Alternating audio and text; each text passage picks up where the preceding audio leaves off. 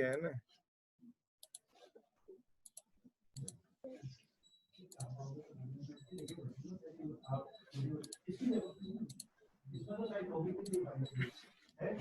Last class में अपन ने discuss किया था सरफेस बाउंड्री डिफेक्ट, और वो पूरा डिफेक्ट्स आपके इम्परफेक्शन पूरे आपके कंप्लीट हो चुके हैं। आप उसमें देख सकते हो ये क्या आपका क्लासिफिकेशन, इसमें सारे हमने कवर कर दिए हैं, कोई भी नहीं बचा है। आखिरी टॉपिक था आपका ट्विन बाउंड्री, ट्विन बाउंड्री भी कवर हो चुका है।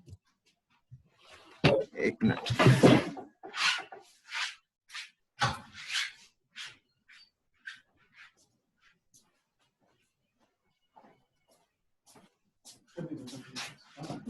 थोड़ा क्या है ना, अपन भी यहाँ से बाहर जाए ना, अभी क्या मौसम इस तरह का बैठे, थोड़ा भी अभी जुगाड़ हो गया ना, वाइट के साथ अलग रहना पड़ेगा। वाइट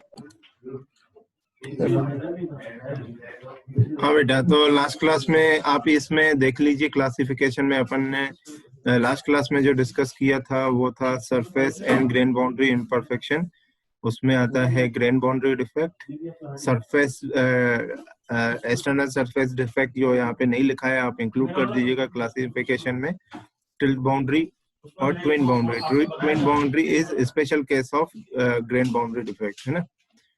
आज अपन डिस्कस करते हैं कि फ्रैंक रीड सोर्स, ठीक है। फ्रैंक रीड सोर्स एक थ्योरी है जो यूज की गई थी मल्टीपल डिसलोकेशंस का मैकेनिज्म जानने के लिए। ये थ्योरी यूज की गई थी जिसका नाम है फ्रैंक रीड डिफेक्ट, है ना। तो एक ही डिसलोकेशन नहीं होता है किसी भी क्रिस्टल पे, नंबर ऑफ डिसलोकेशंस होते हैं, मल्टीपल डिसलोकेशंस होते हैं। तो उन मल्टीपल डिसलोकेशंस का मैकेनिज्म जानने के लिए जो थ्योरी दी गई थी, उस थ्योरी का नाम है फ्रैंक रीड सोर्स।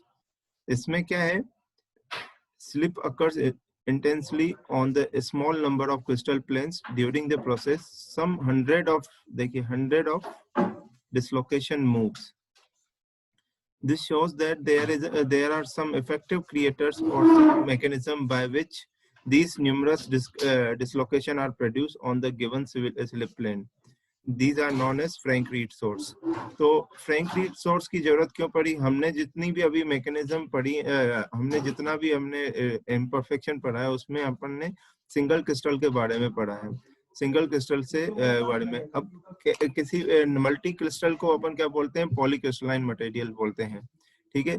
तो इन मल्टी क्रिस्टल्स में नंबर ऑफ डिसलोकेशंस हो सकते हैं, कहीं पे मिक्स्ड डिसलोकेशन भी हो सकता है, स्क्रू डिसलोकेशन और आपका जो एज डिसलोकेशन है वो कंबाइंड डिसलोकेशन भी हो सकता है, जैसा कि ये डायग्राम में अपन ने देखा था। इस वाले डायग्राम में, ये वाले डायग्राम में देखा था, इसमें अपन ने देखा था कि स्क्रू डिसलोकेशन ये यहाँ पे और यहाँ पे एज डिसलोकेशन दोनों एक ही क्रिस्टल पे देखने को मिल रहा है। इसको अपन मिक्स्ड डिसलोकेशन कहते हैं।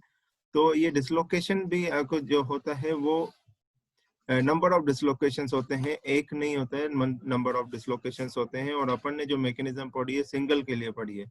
तो मल्टीपल डिसलोकेशन को समझने के लिए जो थ्योरी बोली गई है उसका नाम है फ्रैंक रीड सोर्स। तो इसमें सिंपली क्या है कि माना गया, ये देखिए आपको दिख रहा होगा ए बी पॉइंट, ये आपका डिसलोकेशन लाइन है, ये आपकी ए बी रेड कलर में दिख रही है डिसलोकेशन लाइन।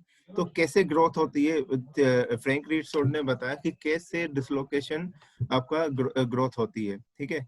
तो सबसे पहले ये आपका ए बी आपका डिसलोकेशन लाइन लिया गया। डिसलोकेशन लाइन पे यहाँ पे शेयर फोर्स, ये आपको अपर डायरेक्शन में दिख रहा है कि शेयर फोर्स अप्लाई किया गया है। एक्चुअली अपन ने ये शेयर फोर्स अप्लाई नहीं किया है, हमने तो फोर्स अप्लाई किया है, अलग अलग एक्सटर्नल फोर्स अप्लाई किया है। फिर अंदर के क्रिस्टल में कौन सी चीजें हो रही हैं वो उसके बारे में पढ़ रहे हैं यहाँ पर, ठीक है।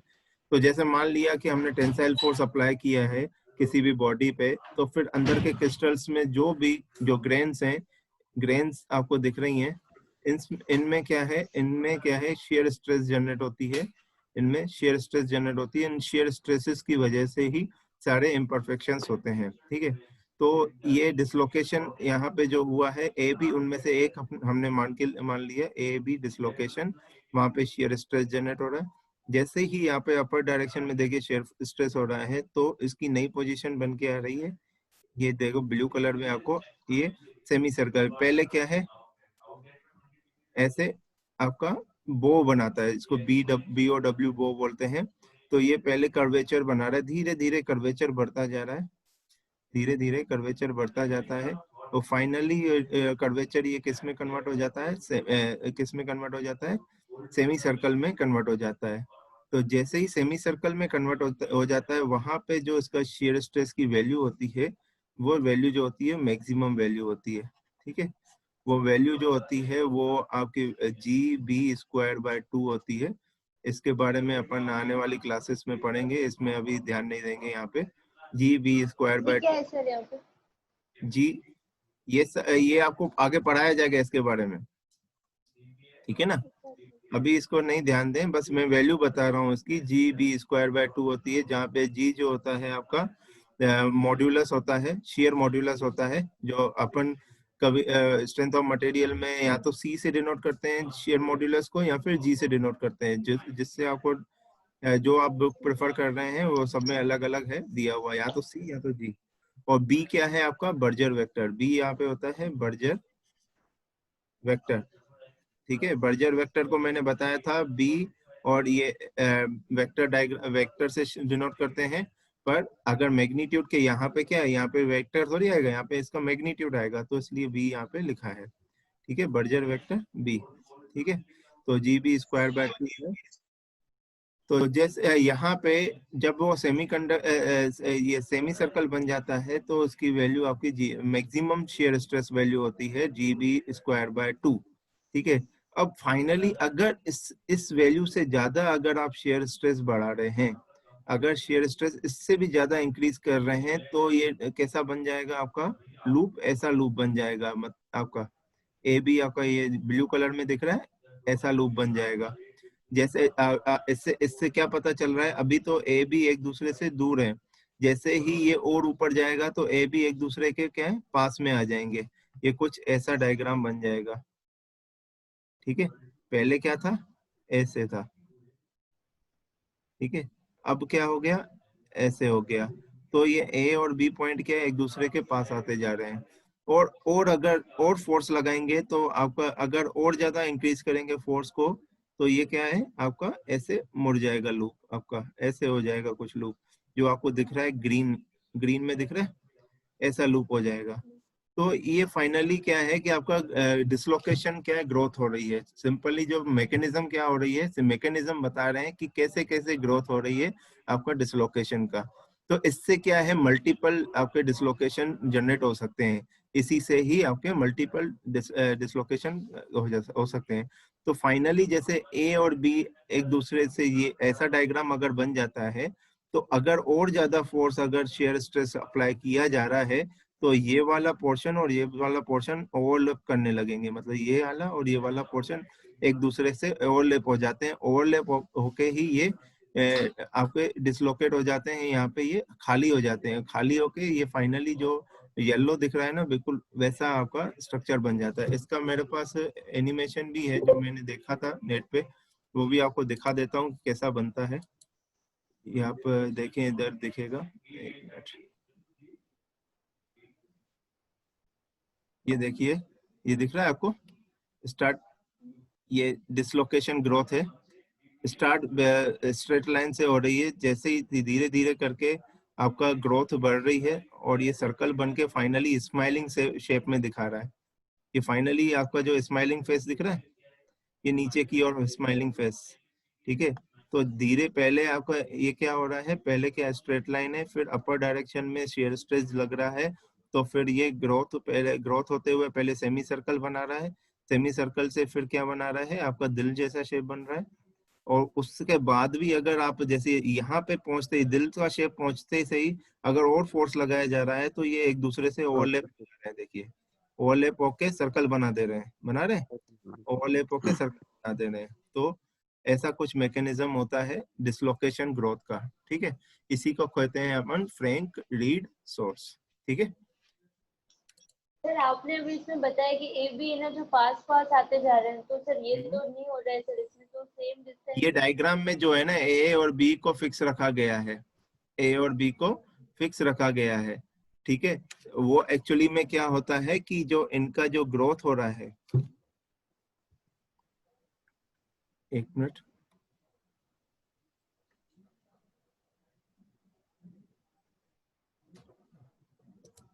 इनका जो ग्रोथ हो रहा है, जैसे पहले ये ऐसा पॉइंट था, अगर और फोर्स लगाएंगे तो ये कर्वेचर बन जाएगा, ऐसा कि नहीं बनेगा, बनेगा, ऐसा कर्वेचर बन जाएगा। तो ऐसा कर्वेचर अगर इन दो पॉइंट्स को फिक्स रखेंगे, इन दोनों पॉइंट के अपन फिक्स रखेंगे तो ये नीचे की ओर कर्वेचर बनता जाएगा। तो नीचे की जो और जो कर्वेचर बनता जा रहा है, ये वाला पोर्शन ए वाला लूप है और ये वाला पोर्शन बी वाला लूप है। तो ए वाला लूप और बी वाला लूप एक दूसरे के पास में आ रहे हैं कि नहीं आ रहे हैं? यहाँ पे देख सकते हैं ना डायग्राम में, यहाँ पे डायग्राम में देखिए ना, पहले देखिए लूप बनना, पहले सिंगल आपका स्ट्रेट लाइन था, धीरे धीरे लूप बनना चालू हुआ। तो ये आपको बीच में से इसको काटो तो ये ए का लूप हो गया, ये बी का लूप हो गया। तो धीरे धीरे जैसे ही स्ट्रेस बढ़ रहा है, ए का लूप और बी का लूप दोनों क्या पास में आते जा रहे हैं। तो ऐसे ही पास में आते आते एक दूसरे से क्या हो जाएंगे, ओवरलैप हो जाएंगे। ओवरलैप होते ही एक सर्कल बन जाएगा, जैसा कि आपने अभी एनिमेशन में देखा था ना एनिमेशन में। एक बार फिर से दिखा Yes, देता हूँ एनिमेशन में। तो लूप पास में आते हैं, ए और बी पास में नहीं आता है, ये तो फिक्स रहता है। ये देखिए लूप पास में आ रहे हैं, ये देखिए ये यहाँ पे जो दिल का शेप बन रहा है और फाइनली ओवरलैप हो जा रहे हैं, ये देखिए दिख रहा है, yes sir. है ना। चलिए तो आगे बढ़ते हैं अपन, अब नया चैप्टर स्टार्ट करते हैं जिसको अपन बोलते हैं deformation of materials. Deformation of materials, deformation of materials. Material. तो नया चैप्टर है डिफॉर्मेशन ऑफ मटेरियल। अभी तक अपन ने जो इम्परफेक्शंस पढ़े थे, इम्परफेक्शन पढ़े थे, तो इम्परफेक्शन जो हो रहे थे, इम्परफेक्शन जो था उसमें जो हमने डिसलोकेशन पढ़ा, जो पॉइंट इम्परफेक्शन को छोड़ के जो हमने स्क्रू डिसलोकेशन और एज डिसलोकेशन पढ़ा था, वो किसकी वजह से था? प्लास्टिक मटेरियल के प्लास्टिक डिफॉर्मेशन होने की वजह से था। तो उसी का प्लास्टिक डिफॉर्मेशन का आगे हमें क्या मैकेनिज्म पढ़ना है। तो कितने तरह के प्लास्टिक डिफॉर्मेशन हो सकते हैं? तो यहाँ पे तो दिखाया गया है कि परमानेंट डिफॉर्मेशन दो तरीके के होते हैं एक्चुअली। एक होता है आपका प्लास्टिक डिफॉर्मेशन होता है, दूसरा आपका होता है विस्कस डिफॉर्मेशन होता है, ठीक है। तो विस्कस की बात तो अभी हम करेंगे नहीं हम, क्योंकि अब मटेरियल्स की बात कर रहे हैं। विस्कस क्या है, फ्लूइड्स में आ जाता है। तो हम किसकी बात करेंगे इस चैप्टर में? प्लास्टिक डिफॉर्मेशन की बात करेंगे, ठीक है। तो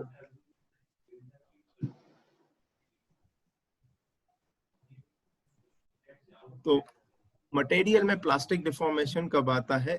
वो क्या है, जब भी अपन किसी मटेरियल में फोर्स अप्लाई करते हैं, एक्सटर्नल फोर्स अप्लाई होता है, फिर वो कैसा भी फोर्स हो सकता है। फोर्स आपका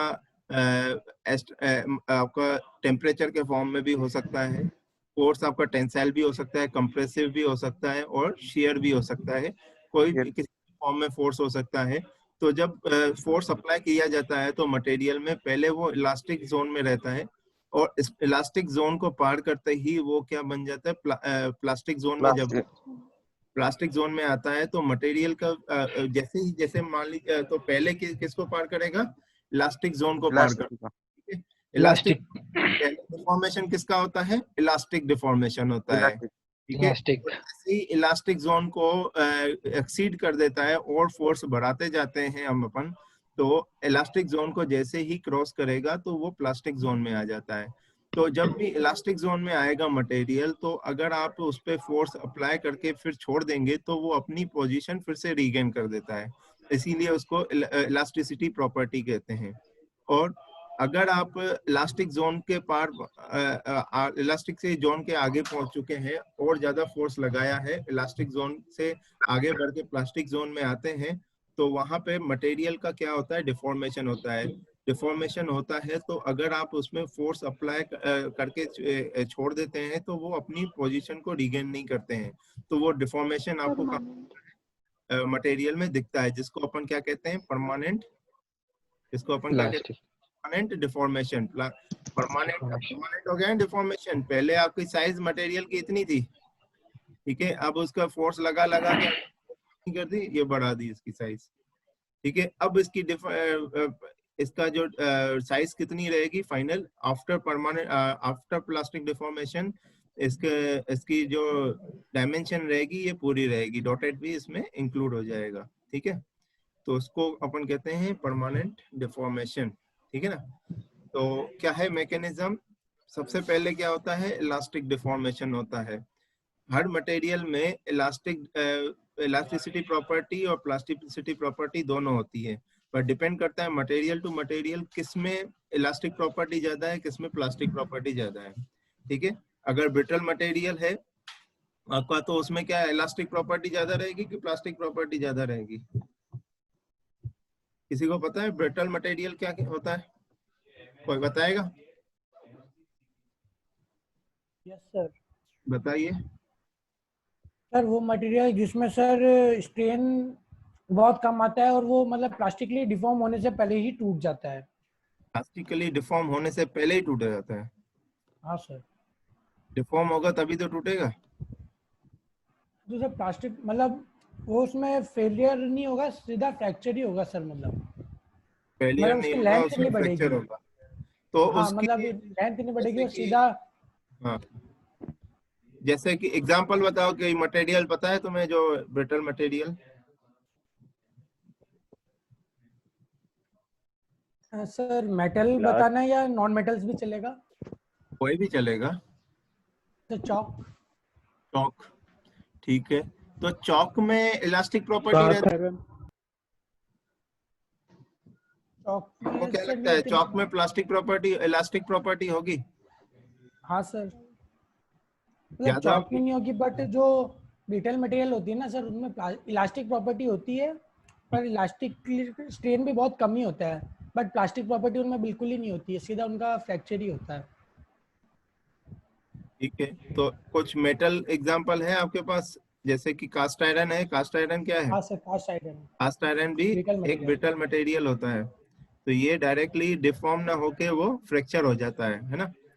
तो ऐसे ब्रिटल मटेरियल भी होते हैं। ब्रिटल मटेरियल में क्या होता है, आपको डिफॉर्मेशन होता है, यील्ड स्ट्रेस, यील्ड, आपको यील्ड पॉइंट मिलता है उसमें। उसमें यील्ड पॉइंट मिलता है, मतलब वो डिफॉर्म हो रहा है, डिफॉर्म प्लास्टिकली डिफॉर्म हो रहा है, प्लास्टिकली डिफॉर्म होके फिर वो ब्रेक होता है ना। तो डक्टाइल मटेरियल में दोनों आपको प्रॉपर्टीज मिलती हैं, इलास्टिक एंड प्लास्टिक दोनों प्रॉपर्टीज मिलती हैं, ठीक है ना। तो इलास्टिक डिफॉर्मेशन कैसे होता है, सिंपली वो तो सबको पता ही है। सबसे पहले मान लीजिए कि आपका ये क्रिस्टल है, सिंपल क्रिस्टल है,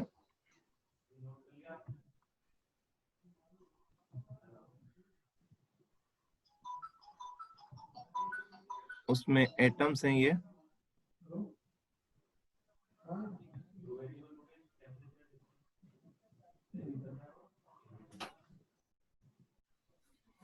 ठीक है। अगर इस पे अपन टेंसाइल फोर्स लगाएंगे, टेंसाइल फोर्स लगाएंगे, इस डायरेक्शन में लगाते हैं टेंसाइल फोर्स, ठीक है।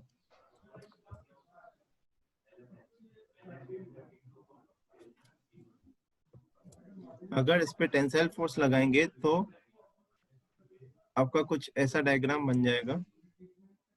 अभी किसकी बात कर रहे हैं? इलास्टिक डिफॉर्मेशन की बात कर रहे हैं।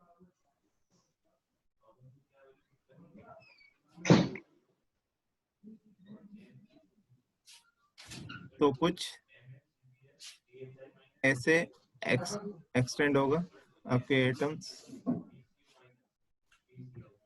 ये डिफॉर्मेशन दिख रहा है आपको, ये कुछ डायग्राम आपका ऐसा बन जाएगा अगर अपन फोर्स ऐसे लगाएंगे तो, ठीक है। फिर रिलीव करेंगे, रिलीव करेंगे तो फाइनली यही वाला डायग्राम बन जाएगा, बनेगा कि नहीं? ऐसे ही अगर अपन कंप्रेसिव फोर्स लगाते हैं, इस पे कंप्रेसिव फोर्स लगाएंगे, कंप्रेसिव फोर्स किस डायरेक्शन में होगा? इस डायरेक्शन में, ऐसे। तो ये कुछ ऐसा चपटा टाइप का बन जाएगा।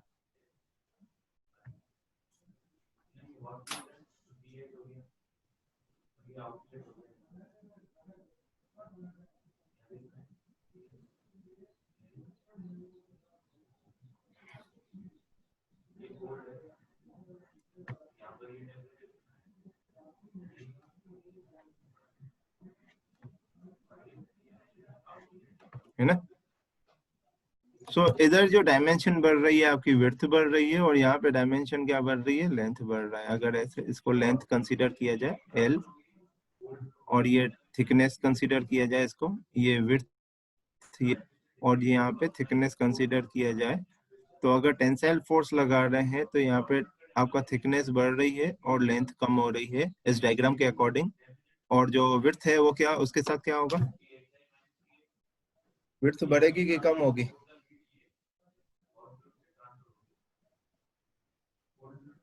टेंसाइल फोर्स लगेगा तो ये विड्थ डायमेंशन जो है ये कम होगी कि बढ़ेगी? बढ़ेगी सर, अगर टेंशन लगाएंगे तो। इधर इस डायरेक्शन में लगा रहे हैं बेटा, हॉरिजॉन्टल अपर में देखिए तो डायरेक्शन कम हो रही है सर। कम होगी सर। कम होगी। और कंप्रेसिव फोर्स हॉरिजॉन्टल में लगाएंगे तो क्या होगा? लेंथ देखिए बढ़ता हुआ दिख रहा है और आपको थिकनेस कम होती हुई दिख रही है। विड्थ क्या होगा विड्थ के साथ यहाँ पे? लेंथ बढ़ेगी, सर विड्थ भी बढ़ेगी सर, विड्थ कंप्रेसिव भी में ना। बढ़ेगी। विड्थ बढ़ेगी। Poisson's ratio sir, Poisson's ratio. Poisson's ratio mu. हाँ, विड्थ भी बढ़ेगी। रेशियो क्या होता है? Lateral strain upon longitudinal strain. Longitudinal strain, Longitudinal। Yes sir, minus of lateral. Minus of, तो माइनस क्यों लगाते हैं उसमें? माइनस क्यों होता है? सर क्योंकि क्योंकि एक चीज एक अगर क्योंकि कम होती है तो कोई दूसरी एक चीज बोले, बढ़ती है। एक एक करके, दो तीन लोग भी बोल सकते हैं, जरूरी नहीं है। पहले कौन बोलना चाहता है? कृष्णा पांड्या, बोलोगे? हाँ सर। बोलो। तो जिस डायरेक्शन में अपन फोर्स लगा रहे हैं अगर, तो उस डायरेक्शन में तो उसका मतलब एलोंगेशन होगा वो ज्यादा होगा, और बाकी जिस डायरेक्शन में नहीं लगा रहे परपेंडिकुलर है उसमें कॉन्ट्रेक्शन होगा, तो उस साइड के लिए माइनस आ जाएगा इसलिए। जिस साइड बढ़ रहा है उस साइड के लिए पॉजिटिव क्यों नहीं है? जिस साइड से फोर्स लगा रहे हैं ना तो उसके अलोंग तो पॉजिटिव ही आएगा ना, क्योंकि वो जो पहले वाली जो लेंथ होएगी और उसके बाद में जो उसको माइनस करेंगे पॉजिटिव तो वो तो नेगेटिव, पॉजिटिव। पॉजिटिव नेगेटिव तो कंप्रेसिव हुआ तो अल्टीमेटली नेगेटिव हो गया ना। तो हमेशा मतलब पॉइजन रेशियो नेगेटिव ही आता है। हाँ अच्छा बताइए कि जो जैसे आपका कास्ट आयरन है उसका पॉइजन रेशियो कितना होता है, किसी को पता है? हेमंत, हेमंत, नहीं सर, कास्ट आयरन का ध्यान नहीं है। किसी भी मटेरियल का पता है पॉइजन रेशियो?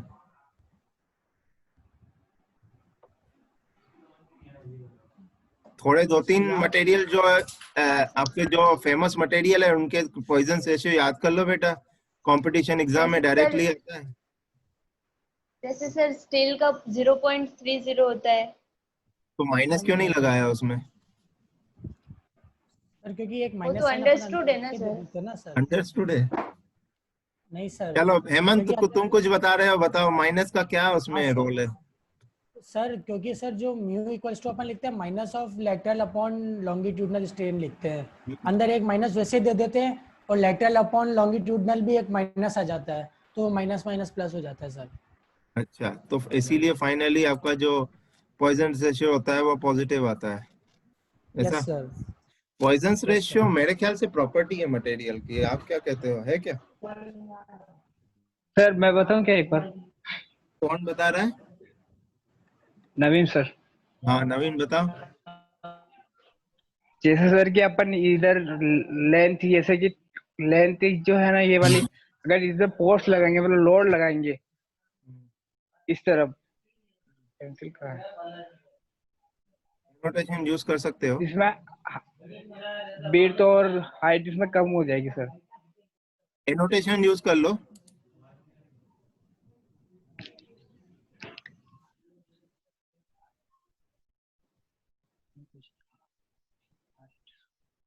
जसवंत यादव तुम बोल रहे हो कि वो जसवंत यादव बोल रहा है कि नवीन बोल रहा है?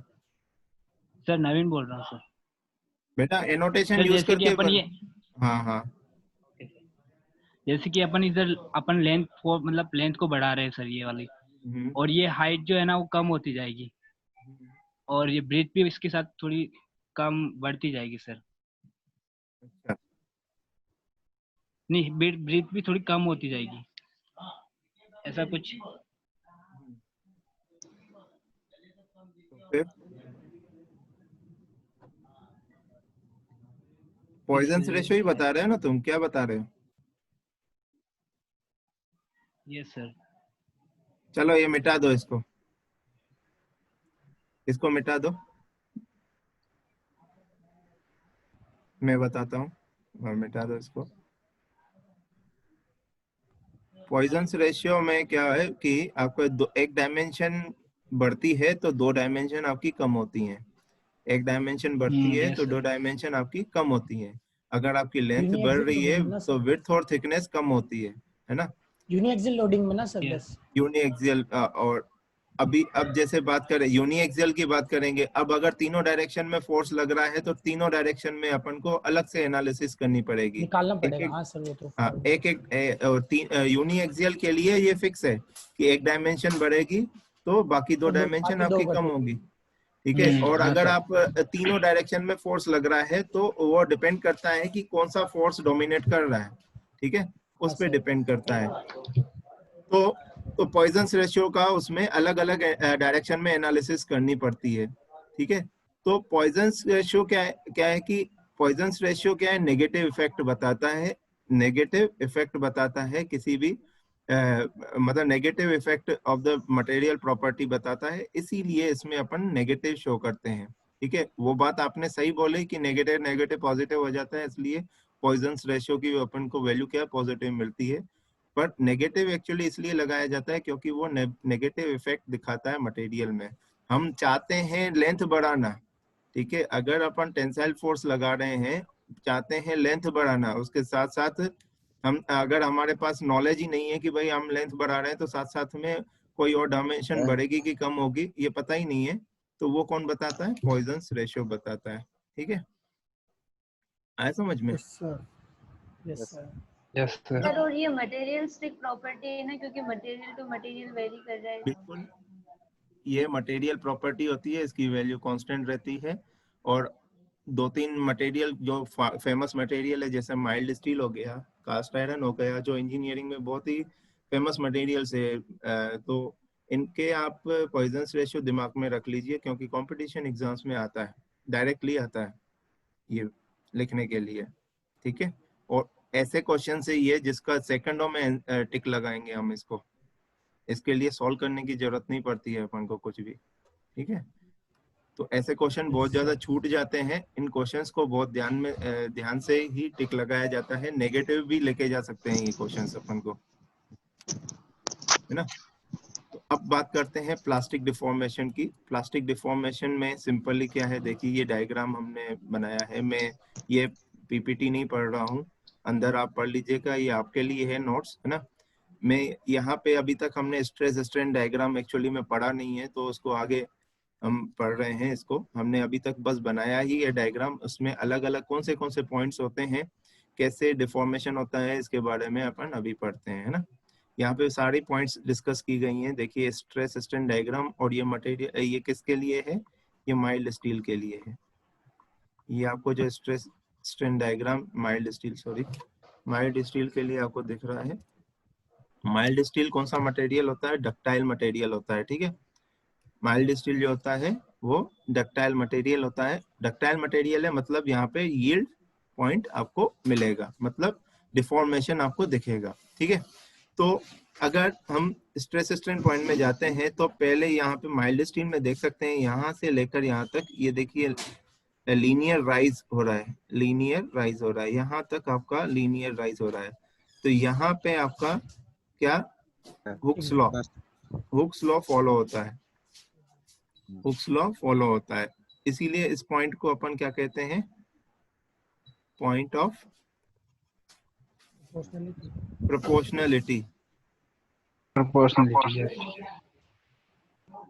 ओके, ठीक है। यहाँ पे आपका जो, अगर आप यहाँ पे हो तो आप इलास्टिक जोन में हो, मतलब यहाँ से लेकर आपका डिफॉर्मेशन क्या है, यहाँ तक आपका इलास्टिक डिफॉर्मेशन हुआ है। इलास्टिक। और जैसे ही ये कर्वेचर बनाना चालू करता है तो इस पॉइंट, ये वाला जस्ट पॉइंट है, ये वाला पॉइंट आपका कहलाता है इलास्टिक जोन। क्या कहलाता है?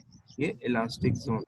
तो ये यहाँ से अब कह सकते हैं कि हमारा जो इलास्टिक डिफॉर्मेशन हुआ है वो यहाँ से लेकर इलास्टिक जोन तक हुआ है, ठीक है। उसमें वो हुक्स लॉ कहाँ, आपका जो फॉलो मटेरियल कहाँ से कहाँ तक फॉलो कर रहा है, 0 पॉइंट से लेके पॉइंट ऑफ प्रोपोर्शनलिटी तक फॉलो कर रहा है। जैसे ही आप इलास्टिक जोन को पार करेंगे और फोर्स लगाएंगे तो यहाँ पे आपका प्लास्टिक जोन आ जाता है। ये वाला जोन आपका क्या कहलाता है? यील्ड पॉइंट, यील्ड जोन कहलाता है, ठीक है। इसको अपन प्लास्टिक डिफॉर्मेशन कहते हैं, ठीक है।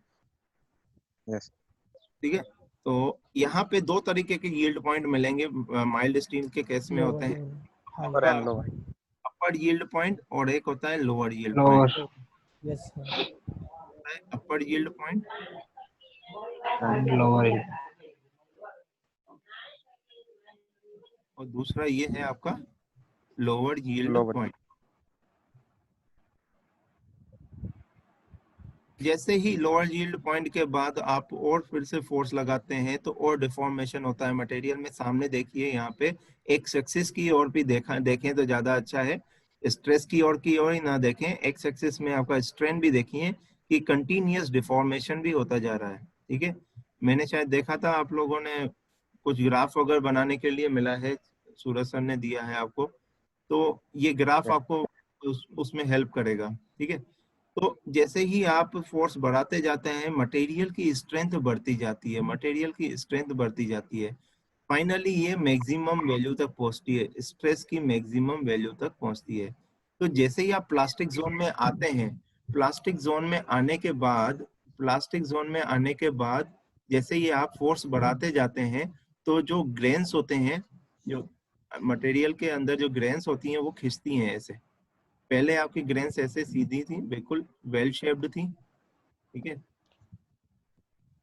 क्या अब डिफॉर्मेशन किस में हो रहा है? ग्रेन्स में डिफॉर्मेशन हो रहा है, ये खिंचने लगती हैं ऐसे। तो खिंचने लगती है तो एक टाइम ऐसा, जैसे ही खिंचने लगेंगी तो इसके अंदर जो है आपका यहाँ पे शेयर स्ट्रेस बढ़ने लगता है, जिसको अपन क्रिटिकल रिजॉल्ट शेयर स्ट्रेस बोलते हैं। आगे पढ़ेंगे इसके बारे में, क्रिटिकल रिजॉल्व शेयर स्ट्रेस। अब हमने फोर्स लगाया है टेंसाइल या फिर कंप्रेसिव, तो शियर स्ट्रेस अंदर कैसे आ गया? कोई बता सकता है? सर शियर स्ट्रेस तो, शियर स्ट्रेस और सर पहले मेरे को लॉन्गिट्यूडनल स्ट्रेस। सुनो, हाँ सर। ये बार है, इस पे मैंने टेंसाइल फोर्स लगाया है सिग्मा, ठीक है। अब इसमें मैं बोल रहा हूँ कि ये ग्रेन्स जो दिख रही हैं इसमें क्रिटिकल, ये मैक्सिमम यहाँ पे धीरे धीरे क्या है, शियर स्ट्रेस बढ़ती जाती है और मैक्सिमम वैल्यू पहुंचती है क्रिटिकल रिजॉल्ट शियर स्ट्रेस। तो यहाँ पे शियर स्ट्रेस कैसे आया? आप, मेरा क्वेश्चन ये है। हाँ सर। हाँ बताओ। सर मैं बताऊं? सर जैसे कोई भी ऑब्जेक्ट होता है ना सर,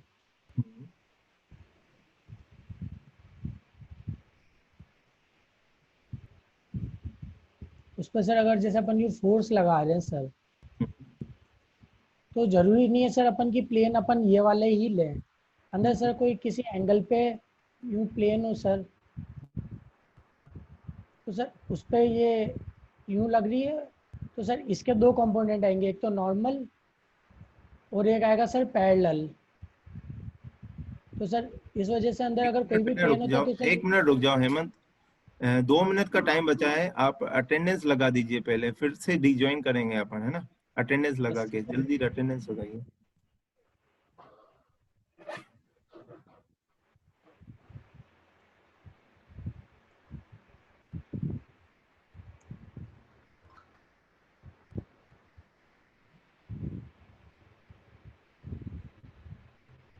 ठीक है, तो अभी रिज्वाइन करते हैं फिर से 2 मिनट में। फिर हेमंत तुम अपनी बताना रीजन जो भी आप बता रहे हो ना।